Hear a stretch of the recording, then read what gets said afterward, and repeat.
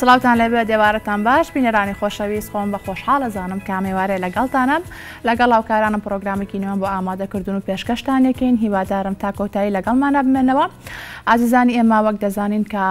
ئەمڕۆ یادی ڕاپەڕینی شاری هەولێری خۆشەویستە، بۆیە پیرۆزبایی لە خەڵکی هەولێر و بێگومان هەموو کوردستانی ژەکەمەک دەزانین کە ڕاپەڕین هەموو کوردستانی گرتەوە کە لە ڕانی دەواازەی ڕاپەڕین و دەستی پێکرد و دواتر شارەکانی کوردستان و هەموو شوێنەکانی کوردستانی گرتەوە و خەڵکی هەموو شارەکانی کوردستان پێکەوە ڕاپەڕین دژی ڕژەمی بەعس کە بێگومان لە ڕاپەڕین داتوانین بڵین هەموو چین و توێژەکان بەبێ جیاوازی بەشدار بوون، گەنجان، ژنان و هەروە هونەرمەندان، ڕۆشنبیران و سەران، پێشمەرگە قارەمانەکان و بێگومان ڕاپەڕین ئەتوانی بڵین کە یەکێتی نیشتیمانی کوردستان وەکو ڕابەری ڕاپەڕین دیاری دەکرێت و ئەو دەستپێکی ڕاپەڕین بەوە هەروە سەرۆک مام جەلالیشمان هەزاران سڵاو بە ڕۆحی پاکی کە ئەویش ڕۆڵێکی زۆر بەرچاو کاریگەری هەبووە لە ڕاپەڕین و بێگومان کۆمەڵێک سەرکردەی دیکەی کورد کە لەو سەردەمادا هەبوون لە ڕاپەڕینا کاریگەری باشیان هەبووە کە ئەو جۆش و خۆشە بدەن بە جەماوەر بۆەوەی کە ڕاپەڕن دژی ئەو ڕژێمە زۆردارە. بۆیە جارێکی کە پیرۆزبایی ڕاپەڕین لە شاری هەولێر و هەروە لە سەرجەم کوردستانەکەی.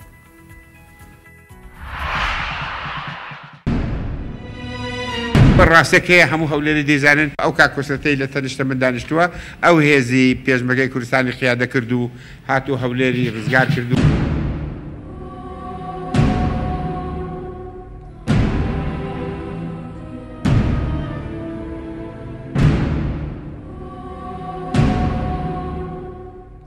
هاتی دەوری هەولێر و خەڵکی هەولێری سەعات 6 دەستیان پێ کرد و ئەوە بوو شارەکە ڕزگارکرد. ئەو ڕۆژە زۆر شانازی دەکرد کە هەولێری بی.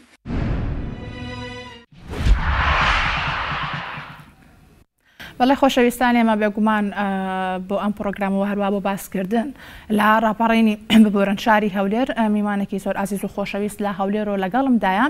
ئەمیش دکتۆر عەبدولواحید ئیدریسە کە مامۆستای زانکۆ لە هەمان کاتە پێشمەرگەیەکی دێرینە کە ئەتوانی بڵین ئەمیش وەکو پێشمەرگەیەک لەو سەردەمەدا لە 80 و هەروە دوای ڕاپەڕینیش ڕۆڵێکی زۆر بەرچاو کاریگەریان هەبووە لەگەڵ ئەو پۆلە پێشمەرگە و هەروە کۆمەڵێک هاوڕێیان کە لەو سەردەمەیە توانیویانە ئەوانیش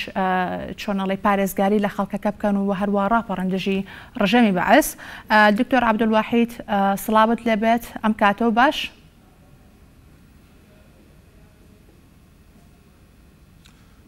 سڵاو لە ئێوەش کاتی ئێوەش باش و هەر سەرکەوتوو بن. زۆر سپاس دکتۆر عەبدولواحید هەر لێرەوە پیرۆزبایی یادی ڕاپەڕینی هەولێرت لێکەم و هەروە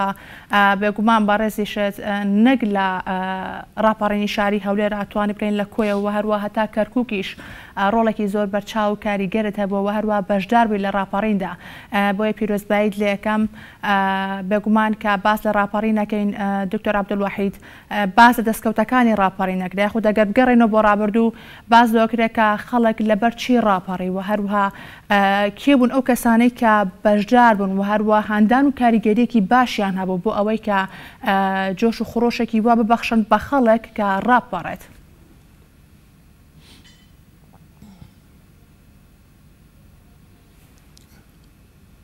بەڵێ دیارە ڕاپەڕین بەرهەمی خوێن و خەباتی خەڵکی کوردستان بوو کە دوای ستەمکاری و جینۆسایدی خەڵکی کوردستان دەرئەنجامەکەی بەو ڕاپەڕینە کە لە بەهاری 1991 ڕوویدا شکایەوە. بەداخەوە دوای 29 ساڵ ئەو ڕاپەڕینە هەندێک کەس کە لە تیڤیەکان لە ڕۆژنامەکان لە سۆشیال میدیاکان کە قسە ئەکەن دەیانەوێ بەرنامەی ئەم ڕاپەڕینە بە چاواشەیی بە خەڵک ڕابگەێنن. ئەمە شتێکی نامەنتیقە نەگونجاوە. ئێمە دەبێت دوای 29 ساڵ بە دوای ئەوەدا بگەڕین ڕاپەڕین چی بۆ خەڵک کردووە، ئامانجەکانی ڕاپەڕین چین، چێن لە ڕێگای ڕاستەکەی ڕاپەڕین لایەن داوە، چێن ئەمڕۆ دەبێت ڕاپەڕینیان بەرامبەر بکرێتن کە خوێنی هەزاران هەزار شەهید لە پێناوی ئازادکردنی کوردستان بەخشرا، بەڵام ئەوان تازە دایانەوێ هەموو شتێک لە پێناوی خۆیان لە پێناو بەرژەوەندی خۆیان خەڵکی کوردستان چاواشە بکەن، ڕاستیەکان لە خەڵک بشارنەوە. ڕاپەڕین ڕاستە لە بەهاری 91 ڕوویدا، بەڵام ئەو ڕاپەڕینە بەرهەمی ئاوێتەبوونی پێشمەرگە و جەماوەر بوو. بە قیادە یان بە سەرکردایەتی پێشمەرگە پارتیزانەکانی یەکێتی نیشتیمانی کوردستان و بە هاوبەشی جەماوەرە دڵسۆز و شۆڕژێڕەکەی خەڵکی کوردستان کەشان بە شانی هێزی پێشمەرگە ئۆردوگا بە ئۆردوگا شار بە شار ناوچە بە ناوچە هەمیان ئازاد کرد. بۆیە دەمێ ڕاستێک لێرە باسکەم نە تەنیا بە پێشمەرگە ڕاپەڕین دەکرێن نە بە جەماوەریش، چونکە با هەرێکێکیان بیتوانی بە ساڵێک زووتر لە ساڵی نوهەت ڕاپەڕینی بکرد بە یان مانجێک پێش ئەو کاتە، بەڵام دیارە ئەمە زروف و زەمینەیەک ڕەخسا کە ئەو ڕاپەڕینە لەو کاتە ئەنجام بدرێ بە هاوکاری هەموو لایەک. بە یەکێتی نیشتیمانی ئەو کاتە داوای لە حزبەکانی تری بەرەی کوردستانی کرد بە ئەوەی پێکەوە بتوانن بەرنامەی ڕاپەڕین دانێن، بەڵام بەداخەوە بەشێکیان وەکو پێویست نەهاتنە بە دوای داواکەی یەکێتی. بۆ یەکێتی نیشتیمانی کوردستان هەڵسا بە ئامادەکردن و سازدانی دایان مەفرەزەی پارتیزان بۆ جۆشدانی خەڵک بۆ سازکردنی ئەو ڕاپەڕینە کە بەشی زۆریان لە بەرواری یان لە ڕێکەوتی 1991 بەرەو شار و شارۆچکەکان کشان و لەوێوە تێکەڵ بە جەماوەری خەڵکی کوردستان بوون بۆ ئامادەکردن و سازدانی هێزی کۆمەڵانی خەڵک بۆ ڕاپەڕین و بۆ تێک و پێکدانی دام و دەستگاکان سەرکوتکەرەکانی بەعس. بەڵێ زۆر باشە کاتەوەکو خۆدا ئاماژە پێکرد کە ڕاپەڕین بەرنامە بۆ داڕێژرا بۆ واتە شتێکی هەڕامەکی نەبووەوە بێگومان بە سەرکردایەتی یەکێتی نیشتیمانی کوردستان و سەرۆک مام جەلال وەکو خۆدا ئاماژە پێکرد کە ڕۆڵێکی زۆر گرنگ و کاریگەری هەبووە. کاک عەبدولواحید ئەمێ باس لەوەکەم کە دوای ڕاپەڕینی شاری سلێمانی و هەروە چەند شوێنێکی تری کوردستان کە هاتە ئەوەی کە ڕاپەڕین لە کۆیە بکرەوە هەروە دوا بە دوای ئەوە کە لە شاری هەولێریش ڕاپەڕین کرا، ئێوە چۆن خۆتان بۆ ئامادە کردبوو یاخۆدە و ڕەشۆنانە چی بوو کێوە گرتو بوتانە بەروەک دەزانین کە لەو سەردەمەدا کە چەک وە هەروە ئەو شتانی کە پێویست بوو بۆ ئەوەی کە خەڵک بەرگری لە خۆی بکات زۆر کەم بوو، زۆر کەم لە بەردەستا بوو. پێم خۆشە ئەگەر چیرۆکێکی کاریگەریش هەبێت کە لە ناخ و لە زهری تۆیان مابێتەوە لە ڕاپەڕینی هەولێر یاخود ڕاپەڕینی کۆیە تاک و کەرکووک بۆمانی باس بکەیت.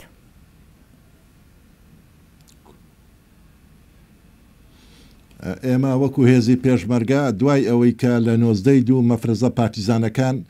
بەرەو شار و شارۆچکەکان هاتن لە 6 مانگ ئەو هێزەی مابەوە لەسەر سنوور لە بارەگاکان بەڕێکەوتین بە سەرکردایەتی بەڕێز کاکۆسرەت و شەهیدی نەمر هەڤاڵ حەسەن کوێستانی و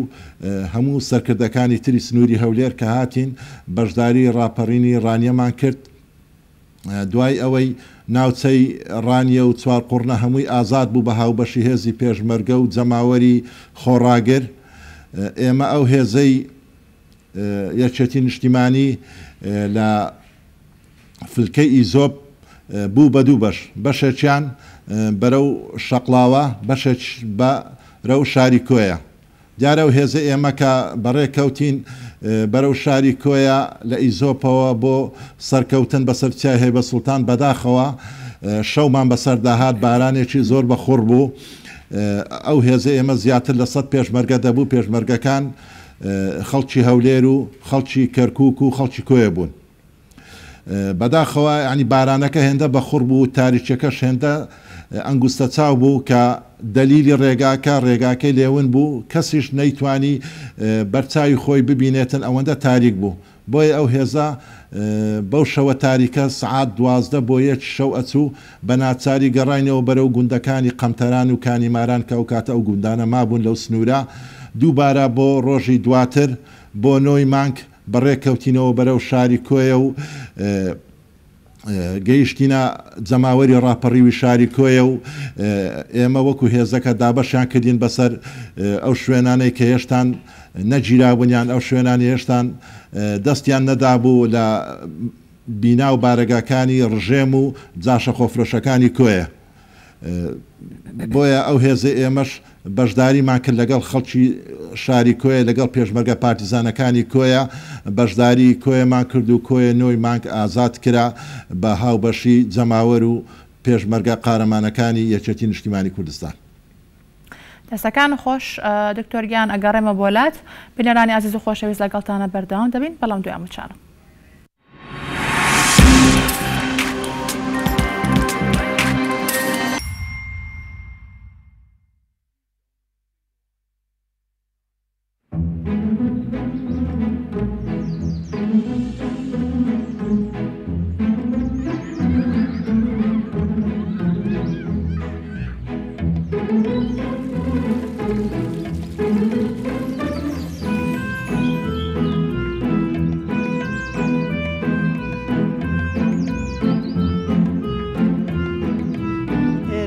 بەرزایەکانی سلێمانی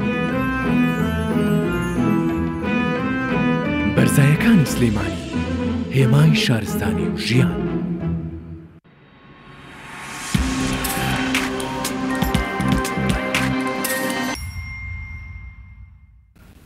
وەڵە خۆشەویستانی ئێمە لەگەڵتانە بەردەوام ببین نەگەڕێمە بۆ لای میوانەکەم دکتۆر عەبدولواحید کە ڕاستەوخۆ لە هەولێرە لەگەڵمدایە.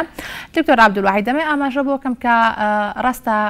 پێشمەرگە کە هەم بە چەک پارێزگاری ئەکرد و هەروەها ئەویست دژی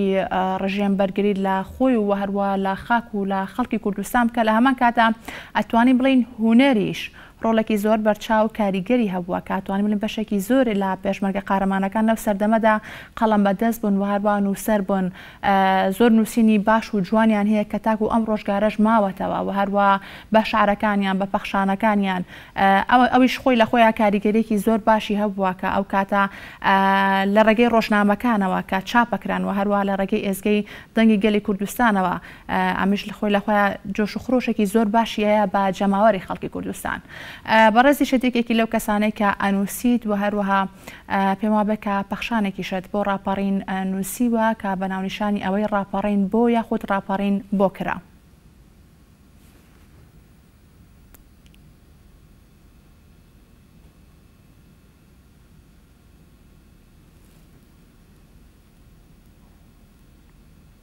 کوردستان یان شۆڕشی نوێ لە سەرەتای هەڵگیرسانی ئەم شۆڕشەدا باوەڕی بەوە بوو کە چەک قەڵەم دوانەی تەواوکەری یەکترن چەکی پێشمەرگە قارەمانەکان بەبێ قەڵەمی شۆڕژێر بەبێ قەڵەمێک کە هاوشانی بێتن ناتوانێت سەرکەوتن بەدەست بێنێ بۆیە لە سەرەتای ئەم شۆڕشەوە سەرکردەکانی یەکێتی نیشتیمانی کوردستان وەک شەهیدی سەرکردە ئازاد هەورامی کە هەم هونەرمەند بوو هەم سەرکردەیەک بوو و شەهیدی سەرکردە کاک ئارام سەرکردە سالار عەزیز ئەوانە لە سەرەتای شۆڕشەوە چەند سرودێکیان داناوە و ئەگەر ئاوازەکانیشیان وەرگرت بێ لە شوێنی تر بەڵام خۆیان هۆنراوەکەیان بۆ داڕشتووە و لەبەر ئەوەی بە پێویستیان زانیوە چونکۆ ئەو بیر و باوەڕە هەرچەندە بەهێز بێ هەرچەندە کاریگەر بێ بەڵام بەبێ بەشداری هونەر ئەدەب خەڵک زیاتر ئەوەی لێ ناکاتن بۆیە ئەویان بە زەرور زانیوە و دواتریش کە شۆڕش قۆناغ بە قۆناغ بەرەو پێشەوە ڕۆی هونەرمەندانی تر هاتنە ناو شۆڕش هەم هونەرمەند بوون و هەم پێشمەرگە بوون لە شوێنی خۆیان تیپێکی خنجیلانەیان دروست کرد بە ناوی تیپی مۆزیکی شەهید کارزان کە ئەم تیپە ڕۆڵی هیچ کەمتر نەبوو لە تیپەکانی پێشمەرگە لەو تیپە قارەمانانەی کە سەنگەرەکانی دژمنیان دەکوتا سرودەکانی تیپی مۆسیقای شەهید کارزانیش زۆر کاریگەر بوو لەسەر خەڵکی کوردستان لەسەر هێزی پێشمەرگە لەسەر دوژمن کە پێی دەشکە نمونای دیاری ئەم سرودانش سرودی ئاسوودە بن کە لە کاتی ڕاپەڕیندا هەنگاو بە هەنگاو لەگەڵ هێزی پێشمەرگە ئەم سرودە کە لێ دەدرا یەکسەر خەڵک گوێی بۆ هەواڵێکی نوێ هەڵدەخست دڵنیا بوو سەرکەوتنێکی گەورە بەڕێوەیە لەگەڵ ئەم سرودە لەگەڵ ئەم ئاوازەی ئاسوودە بن کە لە دانانی مامۆستا دلێر ئیبراهیم بوو بۆیە تا ڕاپەڕین تا سەرکەوتنی ڕاپەڕینیش ئەما لە ڕووی هونەرەوە لە ڕووی ئەدەبی شەوە لە ڕووی قەڵەمی شۆڕژێر شەوە چەندان شاعیری شۆڕژێر لەنا ئەم شۆڕشە بوون کە بە شعرەکانیان بە پەخشانەکانیان وریان دەدا بەرهێزی پێشمەرگە خەڵکی کوردستانیان جۆش دەدا بۆ شۆڕش و خەبات دوژمن چەندە زەندەقی چوو بوو لە تڤەنجی پێشمەرگە دە ئەوەندەش زراوی چوو بوو لە قەڵەم و دەنجی بەسۆزی هونەرمەندە پێشمەرگەکانی کوردستان کە هونەرمەندی گەورەی وەکو حەمەد رەزاکە لەو تیپەدا بە چەندان سرود دڵی خەڵکی خۆش دەکرد و خەڵکی هەندەدا بۆ شۆڕش و خەبات من وەکو پێشمەرگەیەک وەکو قەڵەم بەدەستێک منیش بۆ زۆر ڕووداوەکان شتم نووسیوە بەڵام ئەوەی ئێستا حەز دەکەم لێرە بیخوێنمەوە تعبیرێکە لەو ڕاپەڕینەی کە 29 ساڵ بەر لە ئەمڕۆ ڕوویدا هەرچەندە نووسینەکەی منیش چەند ساڵێک بەر لە ئەمڕۆ نووسیمە ئێستانیە چکوی ئەمڕۆ دەبێ ئێمە لەوە لێکۆڵینەوە بکەین ڕاپەڕین ئێمەی گەیان بەکوێ ئێستا ئەم نووسینە ئەخوێنمەوە هیوادارم مای گوێگرتن بێت ڕاپەڕین بۆ ڕاپەڕین ئەو گۆرانیە ڕەسەنە بوو چەوسانەوە و ستەم ئاوازی بۆدانا ئەنفال نۆتەکانی نووسیەوە شەوانی تەنیایی توولەڕێی نێوان مەرگ و ژیانی پارتیزانایی هۆندراوەکەی داڕشت جەماوەریش بە کۆڕاڵێکی ئەفسانەی بە ماڵی ئەم نیشتیمانەی ئاشنا کرد جا گۆرانیەک ئاوا چاوی هەڵهێنابێ چۆن حرفەکانی نۆتەکانی دەسڕدرێنەوە سەدای لە گوێمان دەبڕێتەوە بەڵام ناش بێ مەستبوون بەم گۆرانیەش پرسیارەکانی ڕاپەڕینمان بیرباتەوە کوا سێبەری ئەو نەمامەی ڕاپەڕین ناشتی کوا ئەو خەونانەی بۆی ڕاپەڕین لە چێ لە کامە بستی بێ سوتماکرا و سەوز بوون ئەرێ ڕاپەڕین بۆ گۆڕانی سیما قێزەونەکان بوو بە سیمایەکی گەش یا گۆڕینی کورسی و مێز چێن ویستیان ڕاپەڕین هەڵگێڕنەوە لە ساڵیادی ڕاپەڕین ڕیسوا و نەفرین باران نەکرێن چێ بە چرپە وشەکانی ڕاپەڕینی پەخش دەکرد چێ بەدەست ڕاکێشانیش لە سنوور ئاودی و نەدەبوو چێ بوو ناڵە و هاوار و زریکە ئەنفال و چمیا بارانی کردە توێشووی هەکبەی پارتیزانی کوێ بوو کوردستانی لێبوو بووە ئەژدیها و ئەترەشی چوو بوو لێی 9 ساڵ کەم نییە بۆ لاوانەوەی ئازارەکان دیارە ئەم نووسینە 9 ساڵ دوای ڕاپەڕین نووسراوە چ کۆستێکە شەهیدانی پێشەنگ عەبدوڕەزاق حاجی هەڵمەت ئەوانی تر دوای 9 ساڵ تازە ئەم دیوەخان و ئەو دیوەخان خوێنەکانتان دەدزن فۆتۆکۆپی یادوەری هەڵۆکانی ناو ڕەحیماوە دەکەن هەنگاوە پڕ لە فیداکاریەکانی دیزە بە دەرخۆنە دەکەن ئارەقەی هەوراز و جفرەی ئێزگەکانمان دەدزن ئای لەو دزانە چەند بێ شەرم و ئابڕون گوڵەکانی ڕاپەڕین بە زنجیری دەبابە دەشێڵن و خۆ بە باخەوان دەزانن بە بەرچاوی مانگەوە ئەستێرەکان دەدزن دوای 9 ساڵ تازە بە چاوی خەواڵ و لە خەو ڕابوون دەبێ لە یەکەم ساڵ یادی ڕاپەڕین لەکوێ ببوون خۆ ئەو کاتە یادوەریەکان هەمووی تۆمارکران لە سێبەری ڕاپەڕین زۆر لە پیرۆزیەکان لەکەدارکران زۆر عشق و خۆشەویستی تڕۆکران بیر و باوەڕ بوو بە پۆشاک بۆ هەڵپەرستان باچی تر غەمبار نەبین و قڕێژەکانی جەستەی ڕاپەڕین داماڵین باچی تر نەڵێن ڕاپەڕین بۆ زۆر سپاس سڵاو لە خوێنی شەهیدانی ڕاپەڕین دەستەکانە خۆش زۆر سپاس بەڵێ بینەرانی عزیز و خۆشەویست دەچینە لای ناوبڕێکی کورت و ئەگەڕێنەوە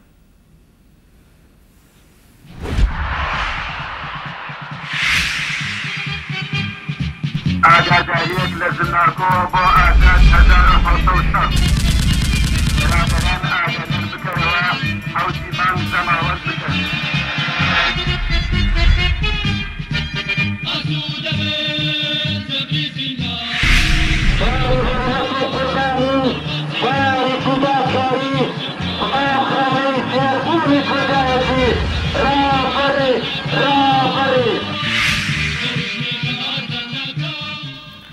بەڵێ خۆشەویستانێمە لەگەڵتانە بەردەوام دەبین دکتۆر عەبدولواحید دەگەڕێمە بۆ لای تۆ وەکو پەخشانەی کە پێشکەشە کردین بە ناونیشانی ڕاپەڕین بۆ لە ئێستاش داتوانین بڵین ئەم جیلەی ئێستا ئەمنەوەی ئێستا لاوەچێکەکەم تا زۆر ئاگاداری ڕاپەڕین نەبێ بەڵام لەگەڵ یادکردنەوەی ڕاپەڕین و هەروە سەرکەوتنەکانی ڕاپەڕین و دەستکەوتنەکانی ڕاپەڕین ساڵ بە ساڵ هەمیشە بە شتێکی نوێ ڕاپەڕین ئاشنابین بە چیرۆکێکی نوێ و هەروە بە دەستکەوتەکانی ڕاپەڕین خۆت یەکێکی لەو کەسانەی کە هەر لە ئەکاونتی خۆت لە فەیسبوک جارێکی کە گەڕایتەوە بۆ ئەو شوێنەی کە لە شاری کۆیە بۆ یەکەم جار بۆ نمونە لەگەڵ برا پێشمەرگە هاوڕەکان تا کۆبوونەوە لەوێ و هەروە دەستان کردو بەوەی کە ئێتر لێەوە هەنگاو بنێن و هەروەها خەڵکی کۆیە پێکەوە ڕاپەڕن پێم خۆشە باس بۆ بکەین کە کاتی ئەگەڕێتە بۆ ئەو یادگاریانە و هەروە ئەگەڕێتە بۆ ئەو سات و زەمانە بۆ ئەو شوێنە هەز بە چیەکێکی وەکو پێشمەرگەیەکی دێرین و هەروە دوای 29 ساڵ لە ڕاپەڕین پێ دوایە دەستکەوتەکانی ڕاپەڕین بەرەو کوێ گەیشتووە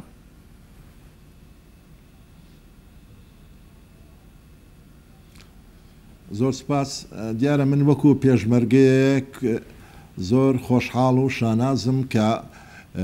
جگەلەوەی بەشێکی زۆری تەمەنم بە شۆڕش و خەبات بەخشیوە لەم ڕاپەڕینە پیرۆزەش یەکێک بووم لەو پێشمەرگانەی کە بەشدار بووم ئەو شانازیم پێبڕاوە دوای ئەوەی ئێمە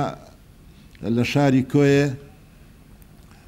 دوژمن کۆتایی هاتوو ڕاپەڕین سەرکەوت هێزی پێشمەرگە ئەو هێزەی ئێمە لەگەڵ هاوڕێکانم کە دیارە لە وێنەکان ئەگەر سیرتان کردبی لە کوچە و کۆڵانەکانی کۆیە پشومان دەدا کامیرەشمان پێبوو بە پێویستمان زانی چەند وێنەیەک بگرین بۆ یادگاری دیارە ئەم وێنانە ئەمڕۆ بوونەتە مێژوویەک بوونەتە ئەرشیڤە خۆزگا دەستگای ڕاگەیانی یەکێتی لە سەرەتای یەکەم هەنگاوی ڕاپەڕینەوە لە زەڵێەوە تا کەرکووک چ بە ڤیدیۆ چ بە فۆتۆ وێنەکانی ڕاپەڕینی دەگرت تا ئەمڕۆ تووشی هەندێک پرسیار و هەندێک چاواشەکاری نەبین کە خەڵکانێک فریان بە ڕاپەڕینوە نەبووە دەمێک دێن دەڵێن جەماوە ڕاپەڕینی کرد دەمێک دەڵێن هیچ حزبێک تێدا نەبووە بەس بۆ ئەوەی خۆیانی دێ دەرباسکەن بەڵام ئەگەر ئەو وێنانە هەموو هەبان تۆ دەتوانی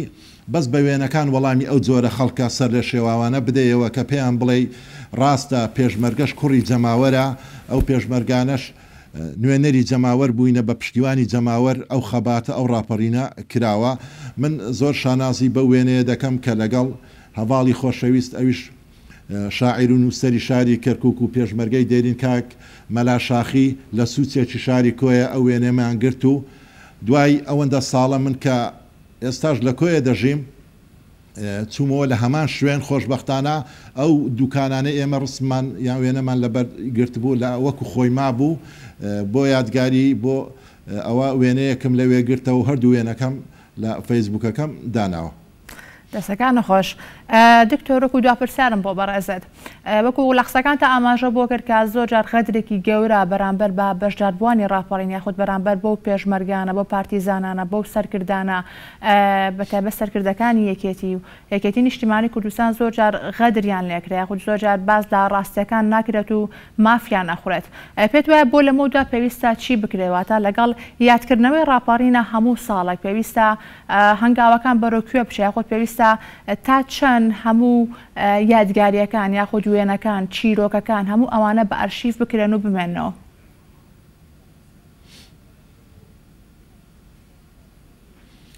ئەوە هەرچەندە وەڵامی ئەو پرسیارە زیاتر ئێوەی ڕاگەیاندنی یەکێتی نیشتیمانی دەگرێتەوە کە خۆزگە ئەو کاتە بیر لەوە بکرابەوە بتواندرابە بە فۆتۆ ڤیدیۆ وێنەکانی ڕاپەڕین بگیرێ ئێستا هێندە تووشی سەرێشە نەدەبووین لەگەڵ ئەو خەڵکانەی کە دەیانەوێ مێژوو چاواشەکەن مێژوو شۆرشەکان چاواشەکەن لەبەر ئەوەی خۆیان عیبدارن خۆیان لەوانەیە ئەو کاتە لە سەنگەرێکی دش بە میلەتەکەیان بوونە بۆیە ئێستا دایانێت بە شێوازی تر ئەو مێژووە بخەنە بەرچاوی خەڵکی بۆیە ئەوەی ڕۆیی بەڵام پێویستە دەستگای ڕاگەیانی یەکێتی هیچ ڕووداوێک هیچ ئەو شتانەی دێتە پێشمان بەبێ ئەرشیف تێنەپەڕیتن هەمیان وێنە بگرێتن هەمیان تۆمار بکاتن بۆ ئەوەی لە کاتی پێویست لە کاتی خۆی هەم وەکو مێژوێک بخرێتە سەر مێژووی ڕاگەیانی یەکێتی ڕاستە یەکێتی نیشتیمانی کوردستان لە کاتی شاخدا چەند کەسێکی خۆبەخش وەکو وێنەی شەڕەکان داستانەکانیان گرتووە بەڵام بەداخەوە ئێستا ئەوانەش هەرونن یعنی نردودراوەتە هەندەران خاریس ناگەڕێتەوە دەستگاکانی سەتەلایتی یەکێتی بە خەڵک نیشان بدرێتن بە ئەوەی خەڵک ئەو مێژووە وەک خۆی ببینێتن نەک بە چاواشەکراوی بەڕاستی ئەگەر نەتواندرێتن ڕاگەیاندن ڕۆڵی خۆی ببینێتن یعنی ئیهمالیەک هەبووە هەتا ئێستا لە ڕاگەیانی یەکێتی وادانین لەمە دوو ئەو هیمالیە نەبیتن ڕووداوەکان هەرچی ڕوودەدەن وەکو خۆی دەستگاکانی ڕاگەیانی یەکێتی سەتەلایتەکانی لەوێ ئامادە بن چونکە ئەو هەرچی ڕوودەداتن ڕاگەیاندن بەشێکی کاریگەرە بە چاک و بەخراپ خۆتان دەزانن هەندێک سەتەلایتەیە ئێستا بە پارەی قوتی ئەو خەڵکە بەڕێوە دەچیتن بەردەوام خەڵکی چاواشەکاریشن بەردەوام لە خزمەتی خۆش دکتۆریان زۆر سپاس بۆ پەیامەکەت سپاس بۆ زانیارەکانت بێگومان ئێمە هەمیشە لە پرۆگرامەکەماندا خۆت ساڵ بە ساڵ لەگەڵ یادەکاندا ئەڕۆین و هەروە میوانی زۆر تایبەت و ئازیزۆک و بەڕێست و هەروە چەنا میوانی ئازیز و خۆشەویست کە لەو سەردەمانەیە ڕۆڵێکی بەرچاویان هەبووە ئەتەرۆک و پێشمەرگە بێک و هونەرمەند بێک و نووسەر بێک و قەڵەم بەدەست بێ لە هەر بوارەکە هەڵماندا کە بیانینە ستۆدیۆکانمان و هەروە ڕاستی ڕووداوەکان و چیرۆکەکان لە دەمی ئەوانەوە بگەێنین با بینەر و پەیامەکان بە جوانی بکاوەکو خۆی و ئێمە هەمیشە لە خزمەت کۆمەڵانی خەڵکی کوردستان نابین و هەمیشە هەوڵێن کە پەیام و ڕووداوەکان وەکو خۆی بگەێنین بە شەوەیەکی ڕاست و دروستی. دووبارە زۆر سپاس بۆ تۆ دکتۆر عەبدولواحید، مادوومان کردی. سپاس کە ئەمڕۆ ڕاستەوخۆ لە شاری هەولێرەوە لەگەڵمان نبوویت. دووبارە یادی ڕاپەڕینت پیرۆز بێت. بەڵێ بینەرانی عەزیز و خۆشەویست، پرۆگرامی ئەمڕۆشم پێشکەشکردن بە یارمەتی هاوکارانم. هیوادارم کە سووتان لەبینی بێت و هیوادارم کە هەمیشە کۆمەڵانی خەڵکی کوردستان لە هەر شوێنێک بن کە ڕێنمایەکان وەزارەتی تەندروستی وەکو خۆی جێبەجێ بکەن، بەتایبەت لەم بارودۆخەیە کە بارودۆخێکی هەستیارە، بە هیوای تەندروستێکی باش بۆ گشت لایەکتان. دووبارە سپاس بۆ بینەربوونتان، کاتێکی خۆش.